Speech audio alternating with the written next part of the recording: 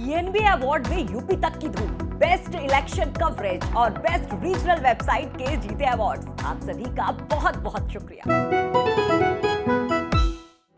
नमस्कार, आप देख रहे हैं बिहार तक। मैं हूं आपके साथ सुकन्या सिंह। जरा इन 3 तस्वीरों को देखिए और समझिए तेजस्वी की A to Z की सियासत को। पहली तस्वीर तेजस्वी के सियासत इफ्तार की है, जिसमें तेजस्वी यादव इफ्तार पार्टी भी देते हैं और दूसरे नेताओं द्वारा दी गई इफ्तार पार्टी में शरीक भी होते हैं। और इस दरमियान तेजस्वी का वेशभूषा जो है वो मुस्लिम समुदाय को बेहद पसंद आ रहा है। अब जरा दूसरी तस्वीर देखिए। दूसरी तस्वीर परशुराम जयंती के मौके पर आयोजित कार्यक्रम के मंच की है, जिसमें तेजस्वी यादव परशुराम जयंती के कार्यक्रम पर भूमिहार समाज से माफी मांगते नजर आए। अब ये तीसरी तस्वीर देखिए, जिसमें ट्वीट करके तेजस्वी यादव जाति आधारित जनगणना के लिए एनडीए सरकार को घेरने की कोशिश कर रहे हैं। मतलब साफ है कि इन 3 तस्वीरों के जरिए बिहार में A to Z की सियासत को साधने की कवायद में जुटे हुए हैं तेजस्वी यादव। बता दें कि ये वही तेजस्वी यादव हैं जिनके पिता लालू प्रसाद यादव ने 1990 से लेकर 2019 तक की हम बात करें तो लगातार सवर्ण समाज पर हमलावर रहे और इन सब के दरमियान 15 साल तक आरजेडी को सत्ता के सिंहासन पर बरकरार रखने में कामयाब रहे।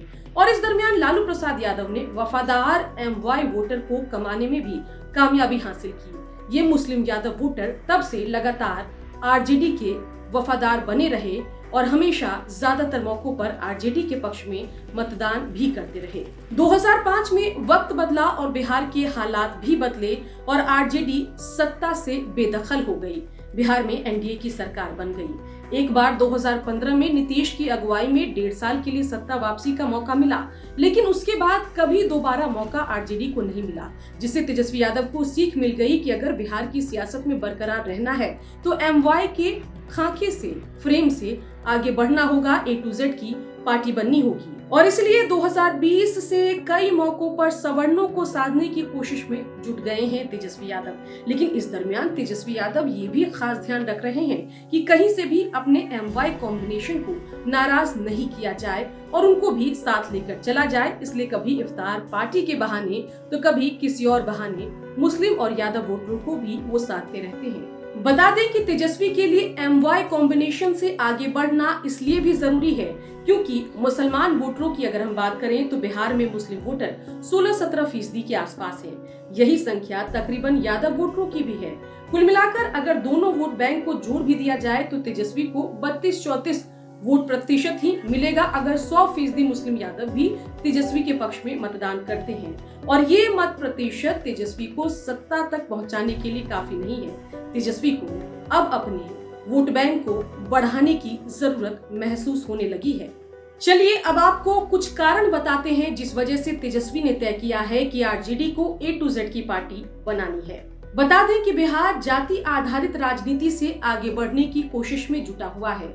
कई लोग हैं जो रोजगार, नौकरी जैसे मुद्दों पर बिहार में मतदान करते हैं और ऐसी परिस्थिति में तेजस्वी नहीं चाहते कि आरजेडी को जाति विशेष तक ही बांध कर रखा जाए।